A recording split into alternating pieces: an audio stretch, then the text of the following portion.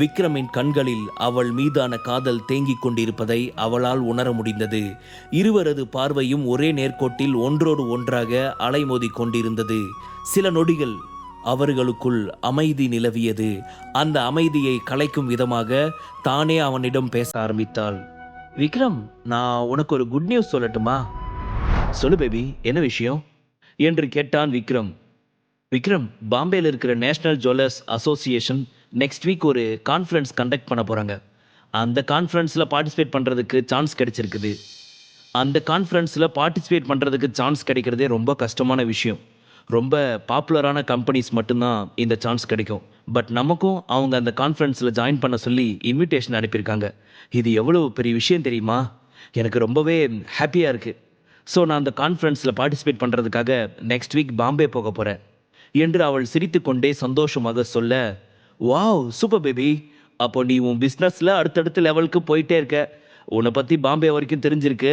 அதனால தான் அவங்க உனக்கு இன்விடேஷன் அனுப்பியிருக்காங்க. உண்மையாகவே நீ திறமசாலி தான் போ என்று அவளை பாராட்டினான் விக்ரம்.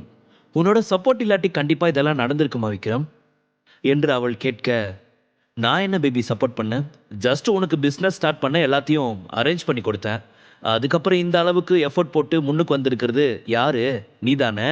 இது முழுக்க முழுக்க உன்னோட திறமையினாலே கிடைச்ச ஒரு நல்ல விஷயம் என்று அவன் சிரித்து கொண்டே சொல்ல, அதெல்லாம் இல்லை விக்ரம், நீ என்ன சொன்னாலும் கண்டிப்பாக இது முழுக்க முழுக்க உன்னோட சப்போர்ட்னால தான் எனக்கு கிடைச்சிச்சு என்று பிடிவாதமாக மறுத்துவிட்டாள். அதன் பின் தானே அவனிடம், விக்ரம், நான் அந்த கான்ஃபரன்ஸில் ப்ரெசென்ட் பண்ணுறதுக்காக ஒரு சில ஜுவல்ஸ் டிசைன் பண்ணியிருக்கேன். இதுதான் அந்த டிசைன்ஸ். இதெல்லாம் எப்படி இருக்குன்னு பாரு.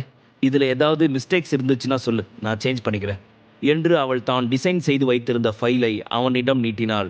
போன முறை ஜுவல்ஸ் காம்படிஷன் பொழுது விக்ரம் கொடுத்த ஐடியாஸ் அனைத்தும் சுரபிக்கு மிக சரியாக ஒர்க் அவுட் ஆனது. அதனால் விக்ரமின் திறமை பற்றி நன்கு அறிந்திருந்தவள் இப்பொழுது தான் செய்து வைத்திருக்கும் அந்த ஜுவல்ஸ் டிசைனில் விக்ரம் இன்னும் சில ஐடியாஸ் கொடுத்தால் நன்றாக இருக்கும் என்று தோன்றியதால் தான் அவனிடம் இந்த ஃபைலை கொடுத்து அவனிடம் இப்பொழுது ஐடியா கேட்டுக்கொண்டிருக்கிறாள்.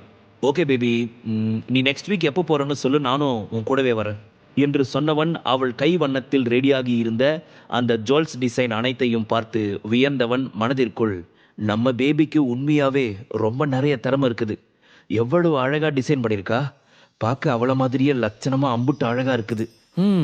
இதில் என்ன போய் நான் குறை சொல்ல? நான் என்ன குறை சொல்ல முடியும்?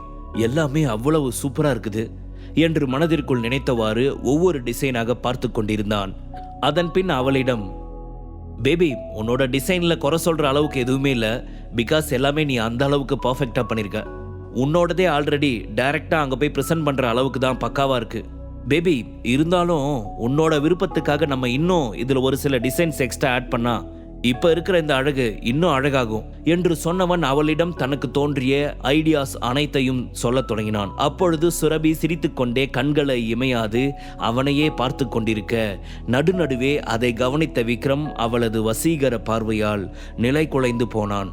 தான் சொல்ல வந்த ஐடியாக்கள் சொல்ல முடியாமல் திணறினான். அவனது இந்த தடுமாற்றம் சுரபிக்கு இன்னும் சிரிப்பை வர வைத்தது. இருந்தாலும் வேண்டுமென்றே விடாபிடிவாதமாக விடாது அவனையே பார்த்து கொண்டிருந்தாள். அவனோ அவளின் இந்த செயலால் தன்னை எவ்வளவோ கட்டுப்படுத்திக் கொள்ள முயற்சி செய்தாலும் விக்ரமால் அது முடியாமல் தான் போனது.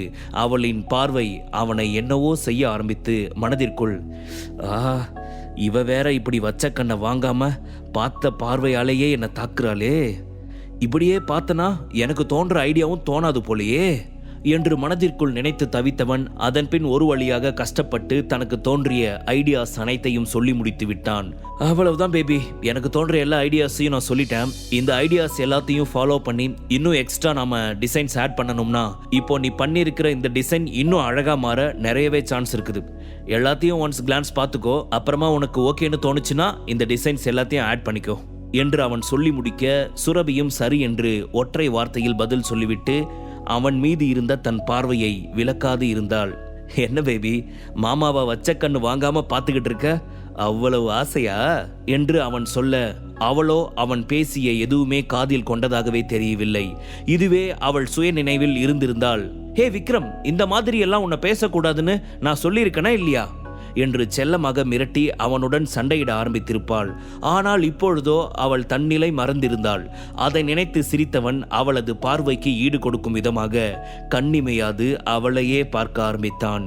இப்படியே இவர்களது பார்வை பேச்சு கிட்டத்தட்ட 10-15 நிமிடங்களுக்கு மேலாக நீடிக்க திடீரென சுரபியின் PA கதவை தட்டி கொண்டு உள்ளே நுழைந்த பின்புதான் அவர்கள் இருவரும் சுய நினைவிற்கு வந்தனர். PA தான் கொண்டு வந்திருந்த ஃபைலை கொடுத்துவிட்டு வெளியே போக இருவரும் தங்கள் நிலை கண்டு ஒருவர் முகத்தை ஒருவர் பாராது சிரித்து கொள்ள அவர்கள் இருவருக்குள்ளும் வெட்கம் சிவதாண்டவம் ஆட ஆரம்பித்தது. பின் விக்ரமே அவளிடம், பேபி, எனக்கு வெளியே வேலை இருக்கு, நான் போயிட்டு வந்துடுறேன் என்று சொல்லிவிட்டு அங்கிருந்து கிளம்பிவிட சுரபி இத்தனை நேரம் தான் இருந்த நிலை பற்றி நினைத்து, சுரபி, வர வர நீ போற போக்கு சரியே இல்லை என்று தனக்குத்தானே சொல்லி சிரித்து கொண்டவள் தலையில் செல்லமாக அடித்து கொண்டாள். அதன் பின் அவர்கள் இருவரும் தங்களுடைய வேலையில் கவனம் காட்ட ஆரம்பித்தனர்.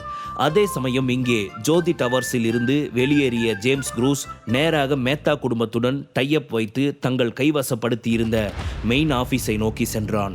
அங்கே சேர்மன் சீட்டில் சுருள்முடிக்காரர் ஒருவர் அமர்ந்திருந்தார். அந்த சுருள்முடிக்காரர் உள்ளே நுழைந்த ஜேம்ஸ் க்ரூஸை பார்த்துவிட்டு மிகவும் பதட்டமான குரலில், ஜேம்ஸ், என்னாச்சு? எதுக்காக உடம்புல இவ்வளவு காயமா இருக்கு? என்ன ப்ராப்ளம் என்று அடுக்கடுக்கான கேள்விகளை பதட்டத்துடன் கேட்டார். உடல் வலியால் அமர முடியாமல் அமர்ந்த ஜேம்ஸ் தன் முன்னால் இருந்த சுருள்முடிக்காரனை பார்த்து, ஹாய் மிஸ்டர் டேனி, நீங்க எப்போ வந்தீங்க? நீங்க வரப்போறதா எந்த இன்ஃபர்மேஷனும் வரல என்று வலி கலந்த குரலில் கேட்க அவனது குரலில் தெரிந்த வலியை வைத்து அவன் மிகவும் பலமான ஒருவனுடன் மோதி வந்துள்ளான் என்பதை உணர்ந்த டேனி அவனிடம், அதிகமாக எதுவும் ஸ்ட்ரெயின் பண்ணிக்க வேண்டாம், நான் என்ன ரீசனுக்காக வந்தேன்னு நானே சொல்லிடுறேன் என்று சொன்னவன் மெதுவாக ஜேம்ஸ் அருகில் எழுந்து வந்து, நம்ம லத்தீன் குரூப் தான் என்னை ஒரு முக்கியமான விஷயமா இங்கே அனுப்பி வச்சிருக்காங்க என்று சொன்னான். டேனி லத்தீன் குரூப்ஸின் முக்கியமான 3 உறுப்பினர்களில் ஒருவன். அவன் மிகவும் அவசரமான அல்லது முக்கியமான வேலை என்றால் மட்டுமே அவன் இந்தியா வருவான்.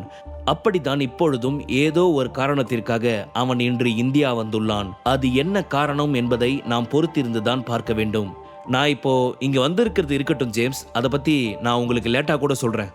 ஆனா அதுக்கு முன்னாடி எதுக்காக உங்க உடம்புல இந்த அளவுக்கு காயம்? என்ன பிரச்சனை? இமிடியேட்டா என்கிட்ட நீங்க கண்டிப்பா சொல்லியே ஆகணும் என்று உரிமையாக கேட்க தான் விக்ரமிடம் சென்று சௌந்தர்யாவிற்காக பேசி சண்டையிட்டது என அனைத்தையும் சொல்லி முடித்தான் ஜேம்ஸ். என்ன சொல்ற ஜேம்ஸ்? உன் மேலேயே கை வைக்க ஒருத்தனுக்கு துணிச்சல் இருக்குதா? அவன் யாரு? இதுவரைக்கும் நான் விக்ரம் அப்படின்ற பேரை கேள்விப்பட்டதே கிடையாதே என்று டேனி கோபமாக கேட்க, நாம கேள்விப்படுற அளவுக்கெல்லாம் அவன் ஒன்றும் ரொம்ப பெரிய ஆளெல்லாம் கிடையாது. இங்க சென்னையில கொஞ்சம் ஃபேமஸான புருஷோத்தமன் ஃபேமிலி இருக்காங்க. இவன் அங்கதான் அவங்களோட வீட்டோட மருமகனா இருக்கான். இவனை அங்க யாருமே அவனை மதிக்கிறது கூட கிடையாது. ரொம்ப ரொம்ப லோக்கலான ஒருத்தன், காசுக்காக என்ன வேணும்னாலும் பண்ணுவான். அப்படிதான் இப்போ நான் கல்யாணம் பண்ணிக்கணும்னு ஆசைப்பட்ட என்னோட ஃபியான்சி சௌந்தர்யா பின்னாடி அவன் சுற்றிக்கிட்டு இருக்கான். அது எனக்கு பிடிக்கல, அதனால தான் அவனை கூப்பிட்டு பேசலாம்னு போனேன். இந்த மாதிரி போட்டு அடிச்சிட்டான். அது மட்டும் இல்லாமல் நான் கூட கூப்பிட்டுட்டு போயிருந்த பாடி கார்ட்ஸ் எல்லாரையும் வேற அடிச்சிட்டான். அவனுக்குள்ள இந்த அளவுக்கு ஒரு திறமை இருக்கும் அப்படின்னு நான் எதிர்பார்க்காம போயிட்டேன். முழு கதையையும் கேட்டு மகிழ பாக்கெட் FM ஆப்பை டவுன்லோட் செய்யுங்கள். லிங்க் டிஸ்கிரிப்ஷனில் கொடுக்கப்பட்டுள்ளது.